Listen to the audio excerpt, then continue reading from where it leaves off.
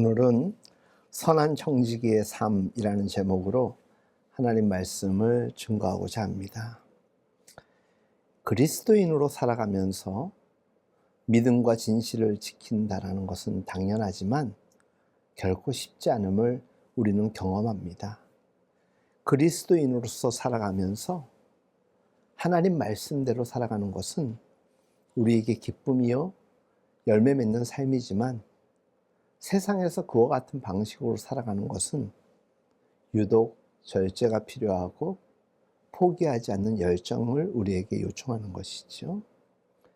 비기독교인들이 지극히 단순히 생각하여 절대적 다수가 믿고 따르는 것마저도 우리 기독교인들은 이에 순응하기를 거절해야 할 때가 많습니다. 심지어 이로 인하여서 손해보는 일도 있고요. 아주 외로운 아픔을 겪어야만 할 때도 있습니다. 큰 물이 흐르는 강에서 갈대 하나가 빠른 속도로 물살을 거슬러 오르고 있었습니다. 하지만 실상은 갈대가 물살을 거슬러 오르는 것이 아니라 땅에 뿌리를 박은 채 떠내려가지 않기 위하여서 안간 힘을 다하는 것이었습니다. 거룩함이 사라진 세상에서 믿음을 지키며 산다는 것은 결코 쉬운 일이 아닙니다. 최선을 다하여서 저항해 보지만 때로는 물살에 가차없이 떠밀려 내려가기도 합니다. 초기 기독교 신자들은 복음과 진리를 지키며 어떻게든 살아내기 위해서 어떤 고난도 마다하지 않았다고 성경은 증언하고 있죠. 때로는 모욕당하고, 때로는 매맞고, 때로는 갇히고, 때로는 쫓겨나기까지 하였습니다. 믿음을 지키는 일은 삶을 지속해야 하는 유일한 이유였기 때문에 그들은 그리할 수밖에 없었습니다. 힘겨워할 수는 있었지만 억울하지 않았습니다. 도리어 그것이 하나님의 영광이고 기쁨이라고 여겼던 그들의 삶입니다. 여러분, 예수를 믿는 것은 그저 편안하고 안락함에 대한 소극적 반응만 있는 것 아닙니다. 성경을 제대로 알고 믿음의 본질을 제대로 아는 성도라면 믿음이 주는 불편하면서도 우리가 얻게 되는 유익, 다시 말하여서 고난과 연단도 즐겨 할 줄 아는 이들이 될 수 있다는 것입니다. 그렇다면 그 고난의 의미를 우리는 어떻게 생각해야 합니까? 그 고난의 의미는 무엇입니까? 베드로는 그 고난의 의미를 이렇게 말합니다. 그리스도께서 이미 육체의 고난을 받으셨으니 너희도 같은 마음으로 갑옷을 삼으라. 이는 육체의 고난을 받은 자는 죄를 그쳤음이니라. 여러분, 진리를 따라 살기 위하여 고난받는 것을 주저하지 않는 사람에게 주어지는 하나님의 선물은 있겠지요. 그것은 죄와의 인연이 끊어지는 것이라고 베드로는 이야기하고 있습니다. 세상에서 주는 상급과 전혀 레벨이 다른 의미의 선물입니다. 다시 말하자면 내가 정말 진리대로 살고자 고난을 받아보면 더 이상 죄의 맛이 나로 사로잡지 못한다는 것입니다. 이것이 육신으로 고난을 받는 사람들에게 하나님께서 주시는 영적인 선물이라는 것입니다. 깨끗한 부자가 되는 것입니다. 청결한 양심으로 살아가는 자에게 주시는 떳떳함이 상급이라는 것입니다. 여러분, 말짱 도루묵이라는 표현 들어보신 적 있죠? 표현해 보신 적 있죠? 선조 임금이 전쟁을 피하여서 아주 공고한 처지에 있었을 때에 먹을 것이 마땅하지 않아서 신하와 궁녀들이 어떻게 하면 왕께 좋은 음식을 대접할 수 있을까 고민하던 중에 어느 날 한 어부가 묵이라는 생선을 잡아옵니다. 그리고 그것을 수락관에서 정성껏 요리하여서 임금에게 바칩니다. 그 어려운 가운데서 임금이 먹어보니까 선조 임금이 너무 맛있는 거예요. 야, 이렇게 맛있는 생선을 어떻게 구해왔느냐라고 칭찬에 칭찬을 더합니다. 그래서 그 고기의 이름을 은노라고 제법 격식 있는 이름을 하사 내려주었습니다. 나중에 전쟁이 끝나고 궁궐로 돌아가서 평안해지자 피난길에서 먹었던 그 은어, 그 묵이 생각난 거예요. 그래서 신하를 부릅니다. 그 생선 내가 너무 맛있었다. 그 생선 다시 한번 내가 먹고 싶다. 그래서 스락간에서 사람들을 시켜서 그 묵이라는 그 은어를 잡아서 그리고 배송하여서 정성껏 준비하여서 왕이 좋아하는 음식이라고 하니 얼마나 더 기쁜 마음으로 기대하며 준비했겠어요. 임금에게 이렇게 올려드렸습니다. 그런데 먹어보니까 그때 먹었던 그 맛이 아닌 거예요. 그래서 선조 임금이 도로묵으로 만들어라. 그래서 도로묵이라고 하였다고 합니다. 여러분, 처지에 따라서 입맛이 달라지는 것 아니겠습니까? 어쩌면 우리가 세상에서 즐기는 것들은 은어라는 이름의 묵일 수밖에 없습니다. 도루묵이라는 것이에요. 세상 사람들이 이것이 정말 좋은 것이라고 여기며 먹는 그것이 사실 별것 아닌 것에 취해서 사는 것인지도 모른다라는 것이지요. 베드로는 방탕함과 정욕과 술 취함과 한락, 가증스러운 우상 숭배에 빠져 사는 삶은 지나간 때로 족하다라고 이야기합니다.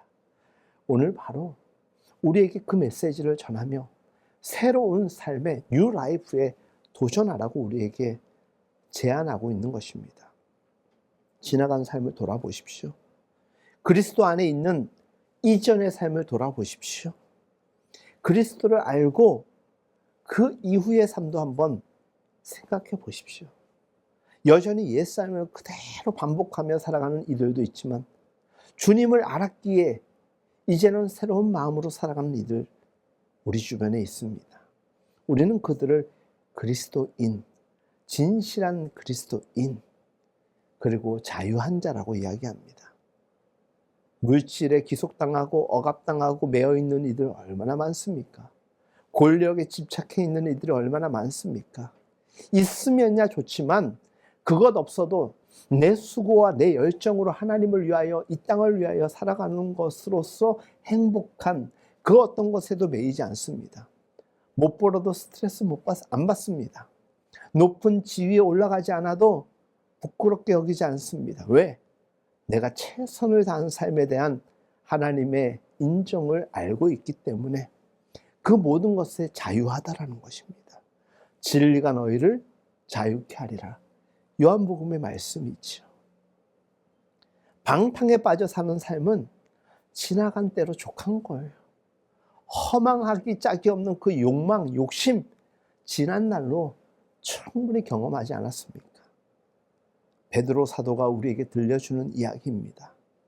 그는 배워서 지식으로 이야기하는 것 아닙니다. 살아보니까 정말 그렇다라는 것입니다. 대다수의 사람들은 아직은 내가 세상에 충분히 즐거워할 것들이 많다라고 여기면서 예수를 믿으면서도 믿음 생활 한다고 하면서도 여전히 세상 그 중력에 이끌려 당하는 사람들이 얼마나 많은지 모릅니다. 나는 좀 더 즐겨야 되겠다라는 그 마음의 위로를 찾아 떠나는 이들 얼마나 많은지 몰라요. 사실 우리가 세상의 잡다한 즐거움에 이별을 고하고 돌아서려고 하면 그것을 포기하지 않도록 우리의 옷자락을 잡고 땡기는 수많은 것들이 있습니다. 그것을 우리는 유혹이라고 합니다. 여러분들도 지금도 유혹에 끌려서 하나님과 점점 멀어지고 있는 것들이 있다면 과감히 결단할 수 있어야 되는 것입니다. 청산할 것을 빨리 청산해야 우리 삶이 가벼워집니다. 버려야 될 것, 포기해야 될 것 빨리 우리가 결단하지 않으면 인생은 점점 무거워지는 것이에요. 수고하고 무거운 짐진 자들아 다 내게로 오라. 위로가 되지요. 하나님이 가볍게 해주신대. 그래서 하나님께 갑니다. 주님께로 갑니다. 하나님 너무 인생이 힘듭니다. 무겁습니다. 짐 내려주세요. 그러면 너 그 욕망, 욕심, 권력욕, 재물욕 내려놔. 그러면 너 가벼워져. 이렇게 생각하면 이 말씀이 그저 행복하게 기쁘게만 여겨지지 않을 것입니다. 왜? 내려놓으면 가벼워지는데 내려놓지 못하고 있는 스스로에 대한 그 욕망이 얼마나 큰지 모릅니다. 그냥 수고하고 무거운 짐진 자들아 다 내게로 오라 내가 너희를 쉬게 하리라고 하니까 주님께 가면 가벼워지고 자유해진대. 그 주님이 내려주신대. 근데 그거 내려놓으려고 하는 그 주님의 손길을 붙잡으면서 안 돼요, 이거 없으면 못 살아요 하고 있는 우리들이기 때문에 여전히 무거운 거예요. 주님이 우리와 함께 하지 아니하고 내가 주님 앞에 나아가지 못해서 무거운 게 아니라 이미 나가 있고 이미 이야기하고 주님이 어떻게든지 내려놓게 하려고 하는데 안 돼요, 이거는 포기할 수 없어요. 그게 우리 아닙니까? 그래서 수고하고 무거운 짐진 다 내게로 오라. 주님 앞에 가 있고 주님이 내 안에 계시고 내 안에 살아 역사하신다라고 이야기하는 사람조차도 무거움에 허덕이는 이들이 얼마나 많은지 몰라요. 진짜 믿음의 사람은 어떤 사람일까요? 주님 안에 있기 때문에 가벼워져야 되는 거예요. 자유해져야 되는데 우리 그리스도인들 중에서도 우리 지금 예배드리는 여러분들 중에도 무거움에 시달려 있는 이들 얼마나 많습니까? 저도 예외가 아닙니다. 사랑하는 여러분, 믿음으로, 특별히 믿음의 사람으로 살아가는 우리, 죄의 맛을 끊어버린다는 것 결코 쉽지 않지만 끊어버리십시오. 끊으면 자유해집니다. 담배 없으면 못 산다라고 하는 사람들이 담배 과감히 끊고 힘들게 끊었던 그 이유 어떻습니까? 그렇게 좋아하던 그 담배 냄새만 맡아도 싫어 이렇게 이야기하는 거 여러분들 듣고 보았을 것입니다. 제 속에 살았던 부끄러운 행실은 지나간 날로 족하다라는 것을 은혜에 취하고 진리 안에서 결단하면 얼마나 내가 잘한 결정인가 스스로 위안도 삼을 수 있고 하나님께 영광도 되는 것입니다. 여러분, 지나간 때로 족하다라고 했던 사도의 고백, 그 까닭이 무엇일까? 베드로는 이와 같이 서술합니다. 만물의 마지막이 가까이 왔다라고 오늘 본문에서 전합니다. 어찌 보면 너무 위협적이고 좀 편안하게 들리진 않습니다. 아직도 살아갈 날이 창창한데 꼭 그렇게 종말론적으로 비장하게 살아야 하나 하는 생각이 우리에게 들기도 하기 때문일 것입니다. 그래서 종말론적 이런 표현을 잘 사용하지도 않고 듣는 것을 힘겹게 여기는 이들도 참 많습니다. 그 중에 한 사람이 접니다. 실제 그렇다 하더라도 그냥 열심히 사는 거예요. 내일이 어떻게 될까? 내일이 마지막 날은 아닐까? 아니, 정말 우리가 진실한 믿음이라면 즐겁게 살다가 그런 때가 오면 자연스럽게 받아들이는 것이죠. 우리의 살 날을 누가 장담할 수 있겠습니까? 우리가 지금처럼 뻔뻔하게 제멋대로 거칠고 이기적으로 살아가는 것은 사실은 지금까지 산 날보다 아직 살 날이 더 많고 아직도 기회가 많기 때문이라는 그 여유 속에서 오는 것 아니겠습니까? 그런데 정말 우리에게 마지막 때가 가까워왔다라는 것, 언제 어떻게 우리의 인생이 끝날지 모른다라는 것 알고는 있어야 되는 것입니다. 젊지 않습니까? 이제 대학교 들어가는 나이 60, 80, 100 내 살은 20년을 생각하면은 앞으로 기회가 많구나. 아니 근데 정말 내년이 마지막 때가 될 수도 있는 거예요. 그래서 조바심을 가지라는 이야기는 아니지만 오늘을 열심히 살아야 되는 거예요. 하나님이 그걸 원하시니까. 우리의 살 날 아무도 장담할 수 없습니까? 그러기에 성도의 삶은 어떤 삶이 되어야 하는가? 하루를 영원처럼 사는 거예요. 하루를 천년처럼, 천일처럼 사는 거예요. 그렇게 성도의 삶은 최선을 다하는 것입니다. 만물의 마지막이 가까웠다라는 이 말은 우리를 위협하고자 하는 말이 아니라 오늘 우리의 삶이 보다 의미 있게 살기 위한 사도의 가르침인 것입니다. 그렇다면 이 마지막 때를 살아가는 성도들에게 요구되는 것은 무엇일까? 오늘 본문 말씀 7절로 10절. 만물의 마지막이 가까웠으니 그러므로 너희는 정신을 차리고 근신하여 기도하라. 무엇보다도 뜨겁게 서로 사랑할지니 사랑은 허다한 죄를 덮느니라. 서로 대접하기를 원망 없이 하고 각각 은사를 받은 대로 하나님의 여러 가지 은혜를 맡은 선한 청지기 같이 서로 봉사하라. 오늘 본문 말씀입니다. 여러분, 성경 말씀을 읽고 정신을 차리라는 이 말에 여러분들 마음속에 울림이 있었으면 좋겠습니다. 아니, 저는 잘 살고 있는데 왜 저에게 자꾸 그러십니까? 우리 연약합니다. 정신 차리려고 노력하면 여전히 붙잡지 못하고 최선을 다하지 못하는 부분들을 하나님이 알게 해주시는 거예요. 겸손함으로 살면 이 말씀은 전혀 우리에게 불편한 말씀이 아니라는 것입니다. 뭔가에 취한 듯 몽롱한 상태에서 살아가는 이들 얼마나 많습니까? 가슴은 뭔가 얹혀 있는 것처럼 늘 답답하고 머리는 무거운 이들이 있잖아요. 문제가 있는 것은 아는데 그 문제가 뭔지 모르는 정말 문제 속에 살아가는 삶. 여러분들은 혹시 그런 삶을 살고 있지는 않습니까? 그래서 매사가 뒤죽박죽일 때가 많은 거예요. 끝가다에게 무엇일까? 우리 마음의 중심이 흔들리고 있다는 거예요. 좌로나 우로나 막 치우치는 거예요. 성경은 좌로나 우로나 치우치지 말라고 하잖아요. 그 유일한 방법이 믿음을 탑재하고 하나님만을 바라보고 주의 길을 걸어가는 것입니다. 가다가 여기서 그냥 끌어당기면 이쪽으로 그냥 가차없이 가고, 그래서 또 눈물 흘리고 중심으로 왔는데 또 저쪽에서 당기면 저쪽으로 끌려가는 인생. 믿음의 중심이 분명하지 않은 삶이라는 것이죠. 여전히 연약한 믿음 가운데서 살아가는 모습일 것입니다. 내 생에 하나님의 중심에 확실히 우리가 매달려 있다라고 여길 때 마땅히 가야 할 길 잘 갈 것이고, 그것이 보다 나은 삶으로의 업그레이드가 아니고 무엇이겠습니까? 어디로 가야 할지를 안다면 흔들릴 이유가 있다 없다? 없는 것이에요. 어디로 가야 될지 주의 길을 모르고 놓쳐버리면 자꾸 흔들리는 것입니다.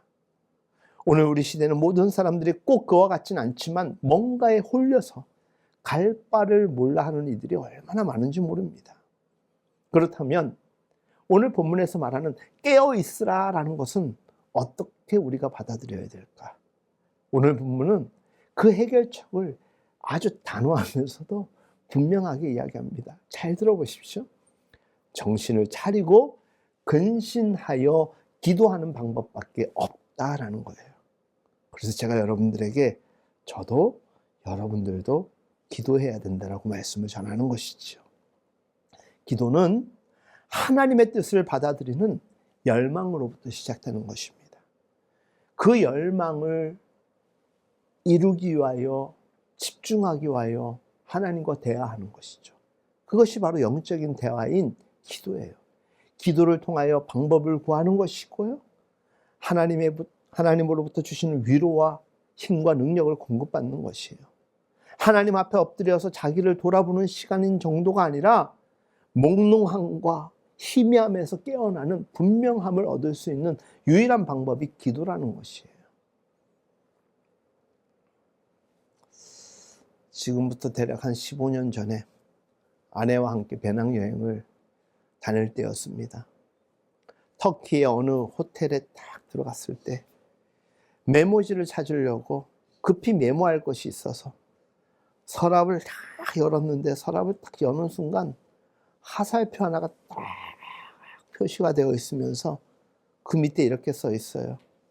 Direction of Mecca Cavalry. 메카 방향이라는 거예요.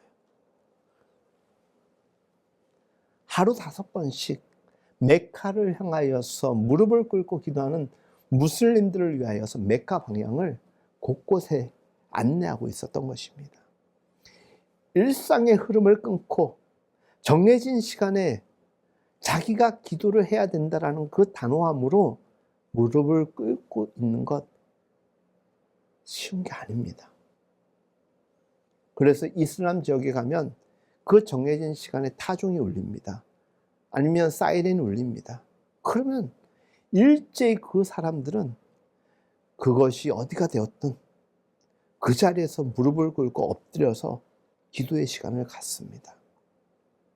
그렇게 하지 않으면 자기가 믿는 신을 향하여서 마땅히 해야 될 것을 하지 않는다라는 죄로까지 이해하는 그들의 신앙, 그것이 그들의 마음속에 있기 때문입니다.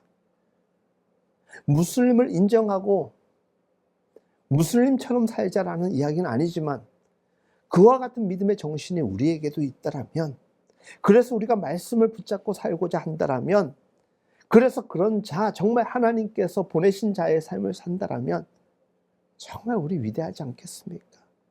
하나님의 영광은 날마다 찬양 통해 고백되어질 수밖에 없을 것입니다. 사도는 우리에게 기도와 더불어서 오늘 본문의 말씀을 통하여서 무엇보다 뜨겁게 사랑하라라고 이야기합니다. 성도들에게 요구되는 사랑, 감정적인 사랑 아닙니다. 왠지 끌려서 잘해주는 사랑 아닙니다. 그 사랑이 어떤 겁니까?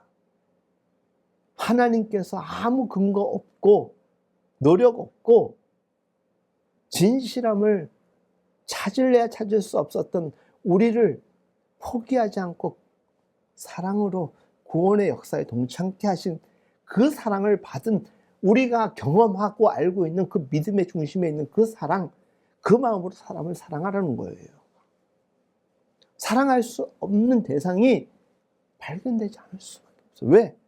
아니, 나 같은 사람을 사랑하신 하나님의 그 사랑, 그 사랑이 눈물 나고 고마운데 그 사랑을 알고 있잖아요. 나 같은 사람에게 베풀어 주신 그 사랑을 알고 있잖아요. 그 사랑으로 뜨겁게 사랑하라는 거예요. 가끔은 정말 사랑하고 싶지 않은 사람 있죠. 원수처럼 지내고 싶은 사람. 안 돼요, 잘. 정말 안 됩니다. 그럼에도 불구하고 그게 가능할 수 있는 것은 무엇입니까? 그것은 하나님이 우리를 사랑하신 그 사랑을 내가 경험하고 고마움으로, 감사함으로 고백하기 때문에 그 사랑의 힘으로 할 수 있는 거예요. 사랑은 받아놓고 사랑을 베풀리지 않고 있다라면 그게 이기적인 것이죠. 사랑은 받는 사람에게도 기쁨이겠지만 사실은 하는 사람이 더 기쁜 것 아니겠습니까? 남의 허물을 들추어내는 사람은 도덕적 우월감을 사람들에게 뽐내고 맛볼지는 모르겠지만 허물을 덮어주는 것이야말로 진정한 사랑인 것입니다. 사랑의 실천은 우리 삶의 불꽃과 같아서 그렇게 하면은 어둠을 밝히는 기쁨과 은혜가 된다라는 것입니다. 사도는 또 오늘 말씀에서 불평 없이 서로 따뜻하게 대접하라 라고 전합니다. 서로 섬기십시오. 서로 대접하십시오. 왜? 하나님이 우리에게 베푸신 사랑이 있지 않습니까? 사랑하는 여러분, 교회와 성도는 환대의 공간을 만들어주는 사람입니다. 그것을 인정받기 위한 것이 아니라 받은 사랑이 있기 때문에 베푸는 것입니다.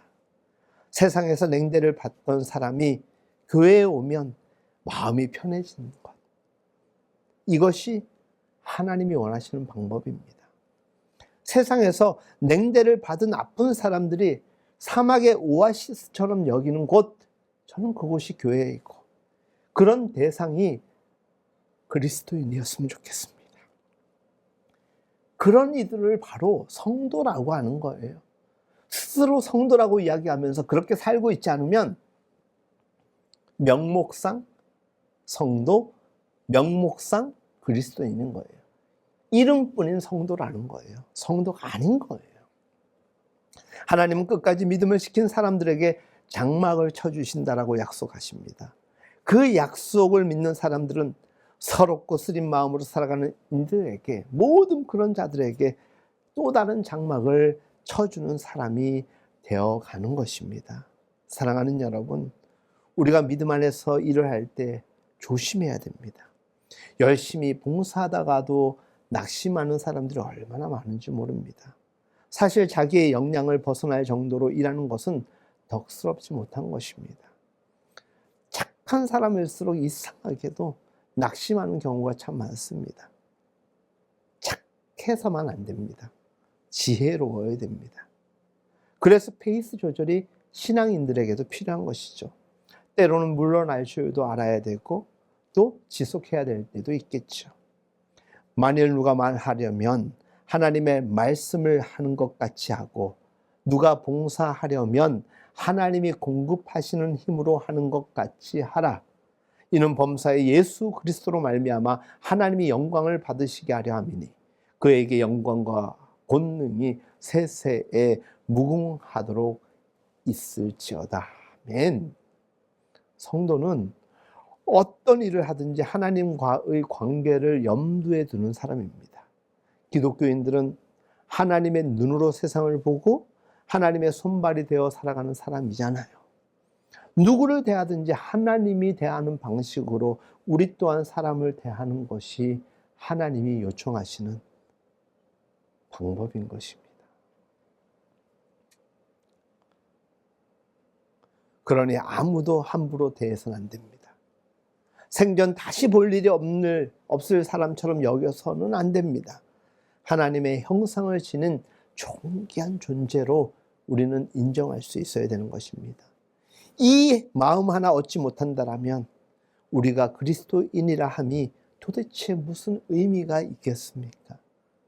적어도 믿음을 가진 사람이라면, 하나님의 마음을 품었다라면 단 하나의 이유만으로도 사람을 편리대로 대하거나 자기 편리적으로 이용하는 일은 없어야 되는 것입니다.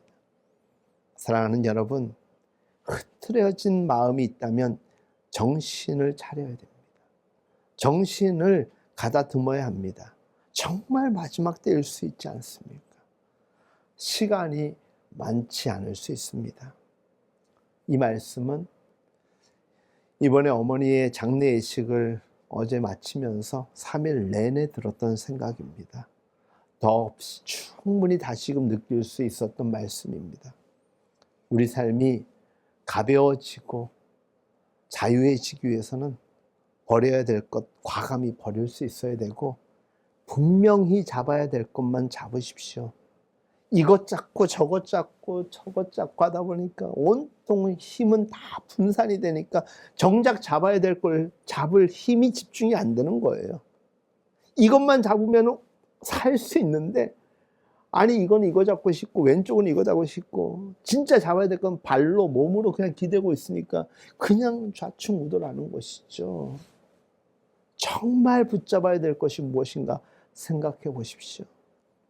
선한 청지기의 삶은 하나님의 선하신 의도하심을 알고 하나님의 방법으로 하나님이 위로부터 주시는 그 힘과 능력, 지혜로만 살아가는 것 아니겠습니까? 우리의 믿는 자의 삶이 그러해야 되는 것입니다. 할 수만 있다면 이전보다 더 많이 기도하고 더 많이 사랑하십시오. 이것이 오늘 본문에서 우리에게 제시하는 방법입니다. 그리고 말씀이 전하는 대로 봉사의 기회를 놓치지 마십시오. 서비스입니다. 예배가 서비스입니다. 영어로. 하나님께 우리가 최선을 다하는 거예요. 하나님이 기쁨을 얻으실 수 있도록 우리가 서비스하는 거예요. 사람이 기뻐질 수 있도록 하나님의 방법으로 서비스하는 거예요. 내 부모에게, 내 형제 자매들에게, 내 직장의 동료들에게, 내 이웃의 사람들에게 서비스하는 것, 이것이 하나님의 원하시는 것입니다. 봉사의 기회를 놓치지 말라. 할 수만 있다면 그렇게 사십시오. 그렇게 하면은 들어오는 복이 있습니다. 외람되지만 제 어머니 이야기 하나 하고 오늘 예배를 마치려고 합니다. 설교를 마치려고 합니다. 저희 집이 넉넉하지 않다라는 것 여러 차례 말씀드린 적이 있을 것입니다. 어머니가 항암을 시작하고 제가 늘 아내와 함께 어머니 곁을 지키는 날들이 많았습니다. 어머니 처음 항암 올라오셔서 고속버스에서 내리실 때 아내와 제가 병원 모시고 가서 입원하면서 옆에서 간병하면서 엄마가 이런 얘기를 하세요. 지난번에 항암 마치고 내려가니까 권사님이 소고기 한 근 사가지고 와서 엄마 먹으라고 주고 갔어. 오후 되니까 어떤 분은 뭘 가지고 와서 권사님 드시고 힘내야 된다고. 그 다음 항암 끝나고 내려갔는데 그 권사님이 또 소고기 사오셨어. 권사님 몇 분이 전화해가지고 권사님 힘내셔야 된다고 식당에 가서 또 뭘 자꾸 사줘. 항암을 40회 걸쳐 받는 내내 그러셨어요. 사람들이. 내려가면 권사님 뭐 드셔야 된다고. 어머니는 스스로 얘기하지는 않지만 어머니가 그렇게 늘 사셨거든요. 우리 어머님이 이런 얘기를 하시더라고요. 내가 우리 교인들 입원하고 아프면 5만 원, 10만 원 들고 가서 맛있는 거 사 먹어 해본 적 별로 없다고. 돈이 없어서. 병원 갈 때도 따뜻한 밥, 반찬 만들어서 병원밥 맛없잖아요. 그러니까 정성껏 가져가서 먹을 수 있는 양과 그 환자의 특성을 파악해서 가서 모든 내가 아는 교회 식구들은 한 끼 밥이라도 차려가서 대접을 하였다고 하더라고요. 내가 할 수 있는 게 그게 전부였어. 그렇게 어머니가 얘기하시더라고요. 어쩌면은 내 어머니여서 이런 얘기하기 좀 애매하지만 오늘 말씀대로 할 수 있는 만큼 기도로 최선을 하나님께 방법을 구하였고 할 수 있는 대로 최선을 다하여 사랑하였고 할 수 있는 대로 봉사의 기회를 놓치지 않았던 우리 어머니의 삶이었던 것 같아요. 이번 장례 때 어머니 조문 와가지고 막 눈물을 흘리시는 많은 집사님, 권사님들을 보면서 엄마가 잘 살았구나 위로가 되더라고요. 누군가가 세상을 떠날 때 그렇게 기억된다라면 그 사람은 하나님 모시기에도 좋을 것 같아요. 우리에게는 기회가 얼마 많지 않은 것 같이 보이지만 또 많아요. 지금부터라도 그렇게 사십시오. 그걸 바라고 원하고 사는 것은 아니지만 그렇게 살면 하나님이 우리에게 상급을 그렇게 주신다라는 것이에요. 높은 지위, 많은 액수의 저금, 큰 아파트, 좋은 자동차가 우리를 보상해 주지 않더라도 우리들 곁에는 늘 좋은 사람들, 덕스러운 사람들이 늘 붙어 있을 거예요. 우리가 적어도 그런 사람이 되면 그런 존재들이 우리를 채워갈 것이라는 거예요. 이게 바로 선한 청지기가 받는 삶의 보상이요. 그리고 하느님 나라 가면 하나님께서 우리에게 주실 상급 아니고 무엇이겠습니까? 오늘 말씀의 제목, 선한 청지기의 삶입니다. 마땅히 쉽지가 않습니다. 어렵습니다. 그러나 하나님의 방법과 위로 주시는 능력과 지혜로 살면 선한 청지기만큼 이 세상에 부러울 존재 없습니다. 어느 그룹의 대표 회장 전혀 부럽지 않은 것입니다. 내 안에 주시는 하나님의 은혜가 역사하고 있기 때문 아니고 무엇이겠습니까? 하나님의 뜻을 이루기 위하여 사는 삶, 그렇게 사는 사람 청지기입니다. 선한 청지기. 우리 자신의 삶이 바로 그런 삶이 되기 위하여 흐트러짐 없이 사방에서 우리를 유혹하여도 바라봐야 될 것, 가야 될 길로만 갑시다. 우리는 선한 청지기로 부르심을 입은 사람들입니다. 우리의 삶이 믿음이 주는 유익한 삶의 여정이 될 수 있도록 하나님, 저 선한 청지기가 되고 싶습니다. 갈망하며 구하는 가운데 지금보다 더 선한 청지기의 삶을 살아가는 우리 모두가 될 수 있기를 진실로 예수님의 이름으로 축복합니다.